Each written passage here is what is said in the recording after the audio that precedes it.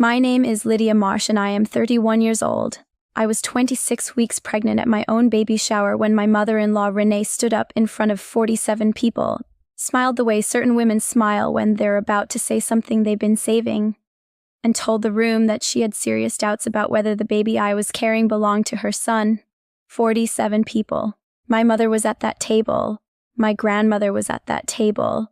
The women I had worked with for 6 years and trusted with my lunch orders and my worst days were at that table. My husband James was not, because it was a women's shower, which is the detail Renee had counted on. She said it with the measured calm of a woman who had rehearsed it. She said she had concerns. She said she felt the family deserved honesty. She said it the way you say something you've been wanting to say for a very long time. What Renee did not know was that my OB, Dr. Priya Chandran Shano, who was also my closest friend and had been since our first year of college, had been stuck in a delivery at the hospital since 10 that morning and had just texted me that she was on her way. She was pulling into the driveway when Renee was finishing her sentence. She walked through that door with a folder in her hand.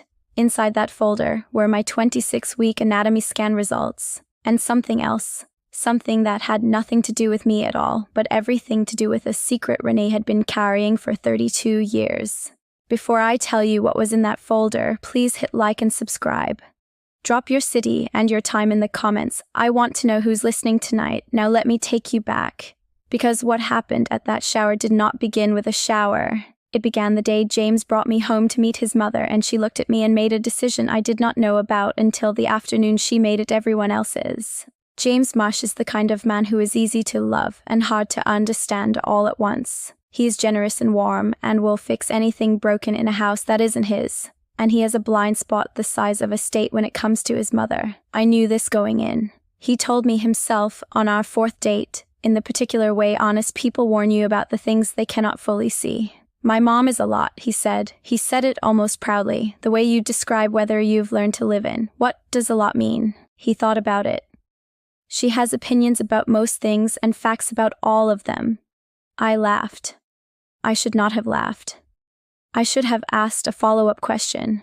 We met at 27. He was 30. We had 3 years together before the pregnancy, and those 3 years were good, genuinely, specifically good in ways I can still point to. We bought a house on a street with oak trees old enough to touch over the road.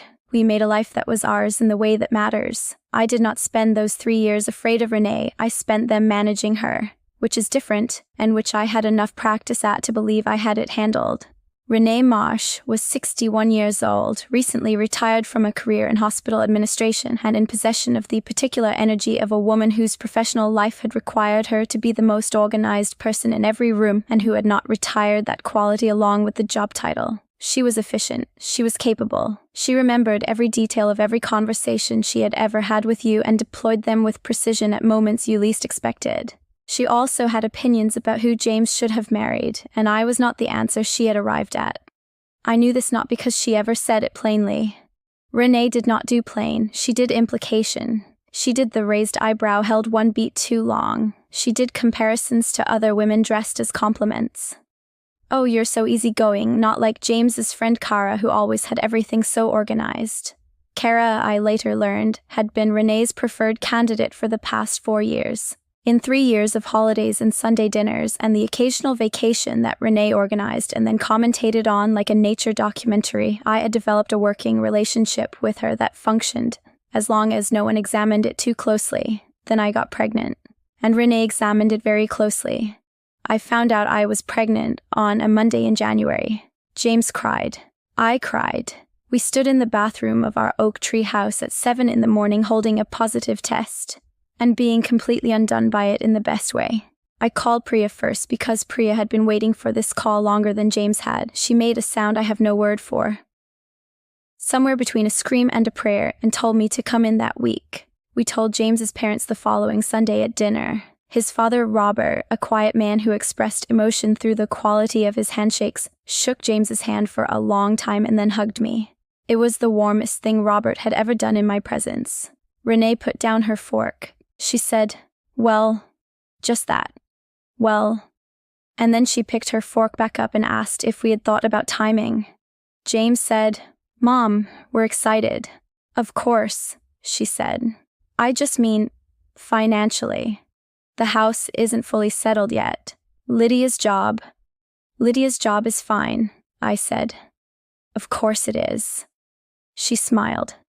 The smile that was a measurement. I just want to make sure you've thought everything through. Babies change things very quickly. Robert touched her hand. She moved on. The dinner continued. In the car on the way home, James said, "She's just surprised. She'll come around." I looked out the window. I did not say what I was thinking, which was, she wasn't surprised. She was calculating, and what she was calculating had nothing to do with our finances. The first trimester passed with the particular exhaustion and anxiety that first trimesters carry. Priya monitored everything. The baby was growing well. My labs were clean. By 8 weeks, we had a heartbeat, and by 12, we had a face, blurry and miraculous on the ultrasound screen. Renee attended the 12-week appointment. James had invited her, and I had agreed because I was choosing my battles, and this did not feel like one yet. She stood in the corner of the ultrasound room and watched the screen with an expression I catalogued and filed away. Not the soft, undone joy of Robert's handshake. Something more studied, more evaluating. Like a woman looking at evidence she was not yet sure what to do with. "The ears look like James's," she said. Priya, who was running the ultrasound, looked at the screen. "At 12 weeks, it's mostly skull and organs," she said pleasantly. "Ears come later." Renee smiled. "I just meant the shape." Priya made a note on her chart. Later, in the parking lot, she said to me quietly, "What's going on with her?" "I don't know yet," I said. By 16 weeks, I had a better idea. James mentioned casually one evening that his mother had asked him whether I had been spending a lot of time with anyone from work. He said it the way he said things that had been said to him, as information stripped of its implications. She asked if you had any close colleagues, male colleagues. I was folding laundry. I kept folding. Why? She saw a photo on your work's social media. You at the holiday party with a group. The whole department was at that party. I know. He paused. I told her that. What did she say? A beat. She said she hoped so. I set down the shirt I was folding. I looked at my husband. He was looking at the floor in the way of a man who knows something is wrong but has not yet identified what the something is. "James," I said carefully, "I need you to understand something. Whatever your mother is implying, she is wrong and she needs to stop. She's not implying anything, she's building a story." My voice was even. "And I need you to not help her build it." He looked at me. "Lydia, I'm not angry. I'm telling you something true. Please hear it." He nodded. He spoke to Renee that week. I know this because she called me the following Saturday with a warmth she had not previously deployed in my direction, asking about the nursery colors and whether I had thought about a registry. The warmth of a woman temporarily redirected. I was not fooled. I had watched Renee long enough to know the difference between a conclusion dropped and a conclusion postponed.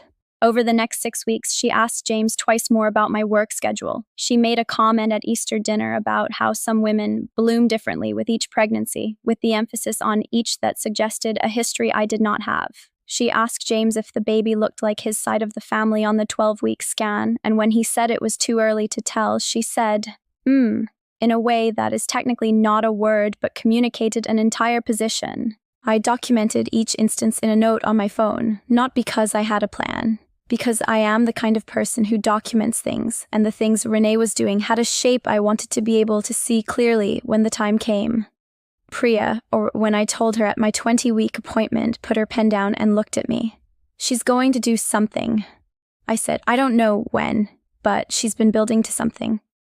Priya's expression was the one she made when a diagnosis confirmed what she had suspected. Calm, unsurprised. "What do you need?" "I need to know that when she does, I have everything I need to answer it." Priya was quiet for a moment. "There's a prenatal genetic panel," she said. "Part of the standard non-invasive prenatal testing. We already did the chromosomal screening at 13 weeks, but there's an extended version that includes paternity confirmation and a full genetic ancestry panel. It cross-references the baby's DNA against both biological parents." She paused. "It's not standard, it's something people request when there's a legal question or a medical one." "Or a Renee one," I said. Priya almost smiled. I'm going to request it as part of your 20-week workup for medical completeness. She picked up her pen. Results take about 3 weeks. I nodded. Lydia. She looked at me over her folder. You know I'll be at the shower. I know, I said. I'm counting on it. She was held up at the hospital the morning of the shower, a delivery that ran long. She texted me at 9:57, running late. Don't start without me. Then, actually start without me. I'll be there by noon. The shower started at 11. Renee arrived at 10:45. I want to tell you something about the morning of my baby shower before I tell you what happened at it, because the morning matters. I woke up at 7. The sky was the pale yellow of early May. James made me eggs because eggs were the only thing that hadn't made me nauseous in the second trimester, and he made them without being asked because he had been paying attention. We sat at the kitchen table in the quiet of before, and he put his hand on my stomach and the baby kicked, which she did every morning at this time like a small, reliable alarm. Ready? He said. Ready, I said. What I did not tell him was that 3 days earlier Priya had called me with the genetic panel results. She had read them to me carefully. The way she read all result, precisely and completely. No pauses for reaction, all the information first and then the space to respond. The baby was healthy, all markers normal. Paternity confirmed. 99.997% matched to James Marsh. And then a third finding. One Priya had paused before reading, not dramatically. The way she paused when something required its own careful sentence. The extended panel, she explained, had flagged a hereditary genetic variant in the baby, a rare sequence present in approximately 1 in 8,000 people. It was medically minor, a structural variant with no clinical consequence. But because it was present in the baby, it had to have come from one of the biological parents. She had cross-referenced it against my own genetics. I did not carry it, which meant James carried it. She had checked James's medical records, to which she had access as my OB because James was listed as the baby's father. James had been tested for a broad genetic panel 2 years ago as part of a routine physical. He carried the variant. And one more thing, when the variant had been found in James 2 years ago, the genetic counselor on his case had recommended parental testing to trace the origin. Standard protocol. Robert, James's father, had been tested. Robert did not carry the variant. The variant in James, and now in my daughter, had not come from Robert. Priya read me this finding in the same level voice she used for all of it. What does that mean? I asked, though I already understood. It means James's biological paternal line is not Robert, Priya said. Robert is not James's biological father. I sat with that for a long moment. Does James know? Based on his records, the genetic counselor flagged it for follow-up, and there's no record of that conversation happening. The note says, patient follow-up pending. It was never completed. A pause. He may not know. I closed my eyes. I thought about Renee. About 32 years of a secret she had been sitting on, while simultaneously building a story about me. About the way she had watched my 12-week ultrasound with evaluating eyes. About the word she had built out of nothing and handed to my family before I could answer it. She had spent 6 months trying to make me the woman who had deceived her son. The irony was so complete, it almost didn't fit inside a single thought. I did not tell James before the shower. I know some people will question that. I want to explain it carefully. What Priya had found was not my information to distribute. It was James's. It involved his parentage, his identity, his relationship with the man he had called his father for 30 years. That conversation needed to happen between us, privately, carefully, with time and space around it. But what I also knew was that Renee had been heading toward a public moment. She had been building to it for 6 months, and I was not going to arrive at that moment without the truth in my pocket. I did not plan to use it, and I planned to let it exist. That is a different thing. The shower was hosted by my mother at our house, 47 women. Streamers in yellow and white because we had kept the sex a surprise, and yellow felt right. My grandmother, Eleanor, had driven 4 hours the night before and was sitting in the best chair in the room because she was 81 and had earned it. Priya's seat was empty at the round table near the window. Her name card was there. Her chair was waiting. Renee arrived with James's Aunt Patricia and 2 women from her church I had met once. She was dressed beautifully, which I note not as a compliment but as a data point. Renee dressed for occasions she planned to be significant. The first hour was warm and uncomplicated. My mother had made the food herself, which meant it was extraordinary. My grandmother told stories about her own pregnancies that made everyone laugh. Gifts were opened and admired. The baby received more monogrammed items than any child could use. At 11:47, my phone buzzed with a text from Priya, pulling up now. 2 minutes. At 11:49, Renee stood up. I want to be accurate about this. She did not interrupt anything. She waited for a natural pause, the moment after a gift was set aside and before the next one was picked up. She stood up in that pause with the ease of a woman exercising a right she believed she had. I hope everyone will forgive me for a moment, she said. Her voice was warm and projected, the voice of a woman accustomed to running meetings. I think in families we sometimes let things go unaddressed because we don't want to make anyone uncomfortable. And I've been uncomfortable for a while. The room went quiet. My mother, across from me, went still. I love James more than anything, Renee continued. And I love this baby already. I do. She looked at me with an expression that was performing sorrow very convincingly. But a mother knows her son, and some things about this pregnancy haven't added up for me. I've held this in for months because I didn't know how to say it. She looked around the room. 46 pairs of eyes. I think we need a paternity test before this baby comes. I think it's the responsible thing for our family, and I think if Lydia has nothing to hide, she'll agree. The room had the particular silence of 46 women processing something they had not expected. My grandmother set down her fork. My mother's hands went flat on the tablecloth. Renee sat back down with the relief of a woman who had put down something heavy. I did not move. I did not change my expression. I had one hand resting on my stomach where my daughter was doing her morning routine, unaware that her grandmother had just tried to rewrite her story before she had taken a single breath outside my body. I opened my mouth to speak. The front door opened.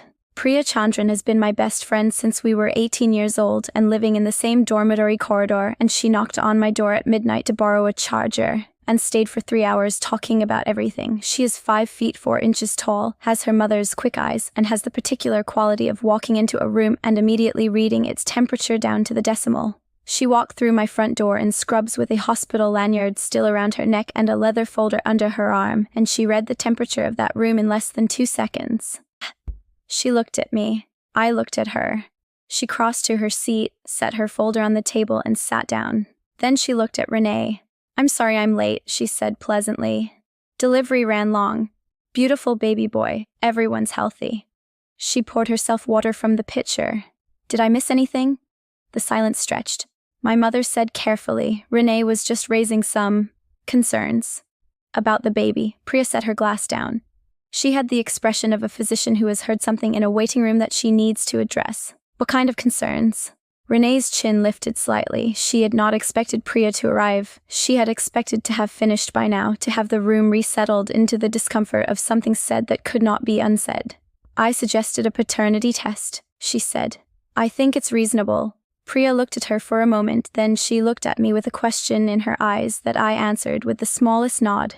She opened the folder. I actually have something that might be helpful, Priya said. She did not raise her voice. She was using her clinical voice, the one she used when she was telling someone something they needed to hear whether they wanted to hear it or not. Part of Lydia's prenatal workup this pregnancy included an extended genetic panel. It's not standard. She requested it. She placed the first page on the table where it was visible to the women nearest her. It includes a paternity confirmation panel. Lydia, do you want me to read the relevant finding? I looked at Renee. Her face had shifted. The warmth had recalibrated. Underneath it, I could see the beginning of something she had not planned for. Please, I said. Priya looked at the page. Paternity confirmation, based on full genetic cross-referencing of fetal DNA against both parental samples. She looked up at the table. The fetus is confirmed as the biological child of James David Marsh. The match is 99.997%. There is no ambiguity in this result. The room exhaled. My grandmother picked her fork back up. Renee's church friends glanced at each other. Renee herself had gone very still. The kind of still that comes not from calm, but from the sudden understanding that the ground has changed under you. I thought that would be the end of it. I had planned for it to be the end of it. The paternity confirmation was enough. It answered the accusation. It was documented, clinical, done. But Priya had a second page, and she had called me 3 days ago and asked quietly whether she had my permission to share what was on it if the moment required it. I had said yes. Priya did not move immediately to the second page. She let the first result settle into the room. She gave it 30 seconds of wait. Then she said, "There's something else in the panel, a secondary finding. Lydia, it's your call." I looked at Renee. She was watching Priya with the precise attention of a woman who knows the second door is the one she should have watched. "Go ahead," I said. Priya placed the second page on the table. She spoke to the room, but her eyes moved once to Renee. The extended panel identifies a hereditary genetic variant in the fetus. It's medically minor, no clinical consequence for the baby, but because it's present in the baby, it traces through the paternal line. We cross-referenced it through James's existing medical records. She paused. "James carries this variant. It came from him." She turned to the second page. "And this variant was found in James 2 years ago. Standard protocol required testing his parents to trace where it came from. Robert Marsh, James's father, was tested." Another pause. "Robert does not carry the variant." The room was completely quiet. That means the variant in James and in this baby did not come from Robert Marsh. Priya's voice was steady. Based on the genetics, Robert Marsh is not James's biological father. 46 women looked at Renee. Renee did not look at any of them. She was looking at the tablecloth. At a point on the tablecloth, somewhere between the yellow streamers and the gift bags and the remains of the most significant conversation of her life. The room held its breath. My grandmother Eleanor, who was 81 years old and had been in rooms where hard things were said for longer than most people in this house had been alive, set down her fork for the second time and looked at Renee with the expression of a woman who has seen this particular shape of thing before and is neither surprised nor merciful about it. "Well," Eleanor said, "just that word," in the exact tone Renee had used when she learned about my pregnancy. Renee's church friend Patricia made a small sound and reached for her water glass. My mother, across the table, looked at me. I looked back at her. Her eyes were full of something that was not quite tears and not quite relief. Somewhere in that precise space between the two. Renee stood up. She did it the way she had stood up to make her announcement, with the muscle memory of a woman who moves through rooms with authority. But the authority was different now. It was hollow at the center. It was a woman standing because sitting still felt impossible. "I need some air," she said. She walked through the living room and out the back door, and nobody stopped her. James' Aunt Patricia looked at me from across the table. She was 68. She had known Renee for 40 years. Her expression was the expression of a woman who had suspected something for a long time and had just watched it step into the light. She reached across the table and covered my hand with hers. "Honey," she said. She didn't say anything else. It was enough. I sat at my baby shower with my daughter moving under my hands and my doctor's folder open on the table, and I felt something move through me that was not triumph. It was not vindication exactly. It was something more complicated and more quiet. The feeling of a truth existing fully in a room for the first time. Not my truth, not Renee's truth, just the truth, the kind that doesn't need anyone to argue for it. If you have ever sat in a room where someone finally heard the thing you had been saying all along, I want you to tell me about it in the comments. Drop a word, drop a city, drop whatever you have. I read them all. And if you aren't subscribed yet, please do it right now. Because the aftermath of this is the part that took the longest to understand. James was not at the shower. He was at home. He had spent the morning assembling the crib, which he had been putting off for 3 weeks and had finally committed to on the morning of the shower because he needed something to do with his hands, while 47 women celebrated his daughter in the next county. I called him at 1:30 when the shower had mostly concluded and the guests had gone, and my mother was quietly packaging up the leftover food and my grandmother was asleep in the good chair. "I need to come home," I said, "and I need you to sit down before I get there." James could hear something in my voice. He was quiet for a moment. "Is everything okay?" The baby is perfect. Sit down, James." I drove home with Priya in the passenger seat. She did not talk. She understood when talking was useful and when it wasn't, and this was one of the wasn't moments. She had the second copy of the genetic panel on her lap. James was sitting at the kitchen table when I walked in. The crib, I noticed, was assembled perfectly in the corner of the nursery. I could see it through the open door. I sat across from him. I told him everything, from the beginning, Renee's questions to him about my male colleagues, the comment at Easter, the 6 months of implication I had documented on my phone, the conversation with Priya at 20 weeks, the genetic panel I had requested, what the panel had found. He listened without speaking. His hands were flat on the table. His face moved through things I watched and did not interrupt. When I finished, I placed the genetic panel in front of him. I let him read it. He read the paternity confirmation first. I watched his jaw work slightly and release. Then he read the second finding. He read it twice. He looked up. Robert isn't... He stopped. No, I said gently. The genetics say he isn't your biological father. The kitchen was very quiet. The crib was visible through the open door. Outside, the oak trees on our street were in full May bloom. James sat with this for a long time. I did not fill the silence. Finally, he said, "Does she know?" "I think she's known for 32 years, I said. "I think that's part of what this was all about." He looked at me for a moment. I could see him doing the work of reassembling something very large. The man who had been patient with his mother's opinions and translated her cruelties into concern and loved her with the loyal, uncomplicated love of a son was sitting at our kitchen table, finding out that the thing she had tried to project onto his wife was the thing she had been carrying about herself for his entire life. "I'm sorry," he said. And I understood that he was apologizing for all of it. For the months of Renee's campaign, for the times he had relayed her questions without seeing them clearly, for the years of giving her benefit of a doubt she had not always earned. "You don't have to apologize for her," I said. "I know." He reached across the table and took my hand, but I should have listened better. Earlier. I squeezed his hand. "What do I do with this?" he asked. "About the finding. About his father." "That's yours to decide," I said. "All of it. Take whatever time you need." James did not speak to Renee for 3 weeks after the shower. Not out of punishment, or he has never been that kind of man, but because he needed to understand what he was going to say before he said it, and that understanding took time. When he finally drove to his parents' house, he went alone. He asked me not to come, and I did not come because that boundary was correct. What happened in that house that afternoon was between a man and his mother, and the weight of what she had done and what she had been carrying, and it needed to be his conversation and his words. He came home 4 hours later and sat in the kitchen for a long time without speaking. Then he told me 2 things. The first was that Renee had confirmed it. The variant finding, the genetics, the question of Robert she had known or strongly suspected since before James was born, a relationship she had ended before her marriage. She had told herself the uncertainty didn't matter, had told herself Robert was his father in every way that counted, and had spent 3 decades reinforcing that story with such force that when my pregnancy gave her the opportunity to put a different infidelity somewhere else, she had reached for it like a reflex. The second was that Robert had been told.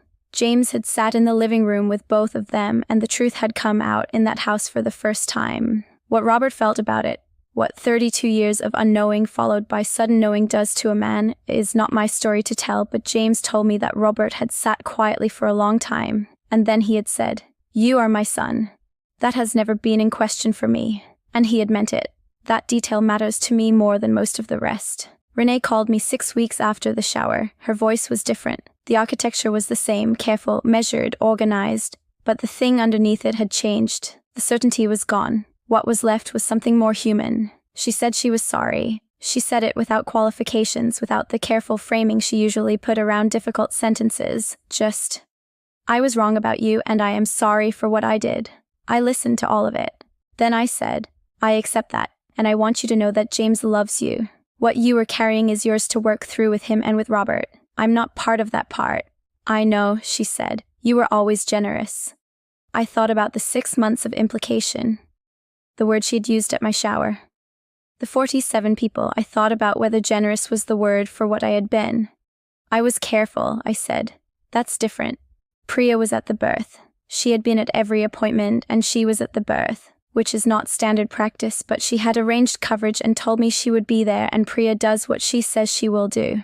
She held my hand during the parts that required holding, and she cried when my daughter arrived, which is also not standard practice, and which I will never tell anyone except anyone who is listening to this. My daughter was born on a Thursday morning in late July. She weighed 7 pounds 4 ounces. She had James's eyebrows, which she wore with great seriousness from the first moment.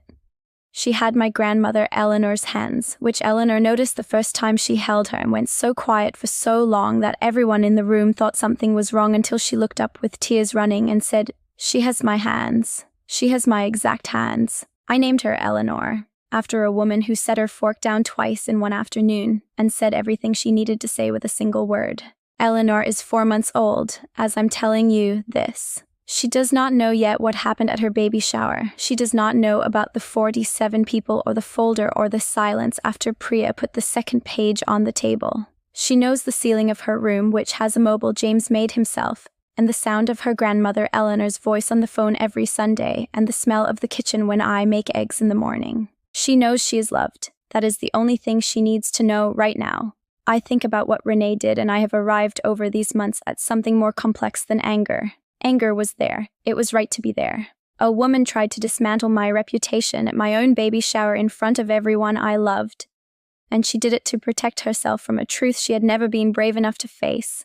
But I also think about what it costs a person to carry a secret like that for 32 years. What it does to the inside of a life to build a story over something you are afraid to look at directly. What happens when the thing you buried comes up anyway, not from the direction you expected, but from a direction you created yourself by trying to put it somewhere else? I am not sorry for what happened at the shower. I am not sorry that Priya came late, that the folder was in her hand, that the second page existed.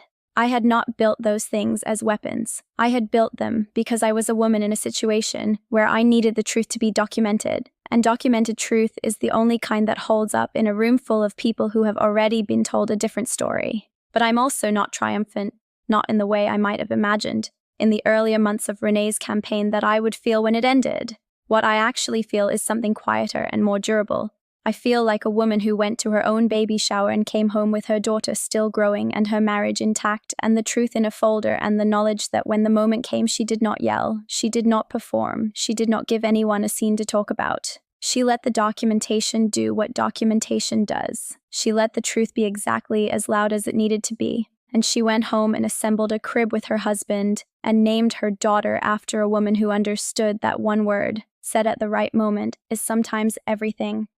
Here's what I want to leave you with, because I have turned it over for months, and this is the shape it has settled into. The people who build stories about you from nothing are almost always people who have something they cannot look at directly. The accusation and the secret are almost always the same shape. They match so precisely because they come from the same place, the part of a person that has been managing something for so long that it has started to need somewhere else to live. You cannot always see this in the moment.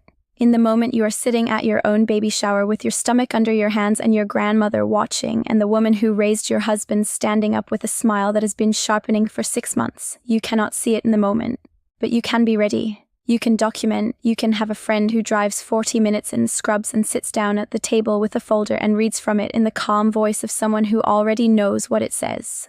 And you can trust that the truth, given enough documentation and enough time, will eventually find the room it needs. It always does. If this story reached you tonight, I want to hear from you. Tell me in the comments. Have you ever had someone try to make you the story while carrying their own? Have you ever sat in a room and let the truth speak so you didn't have to? Tell me where you're watching from. Share this with someone who needs to hear it tonight. And if you're not subscribed yet, I would love to have you here for the next one.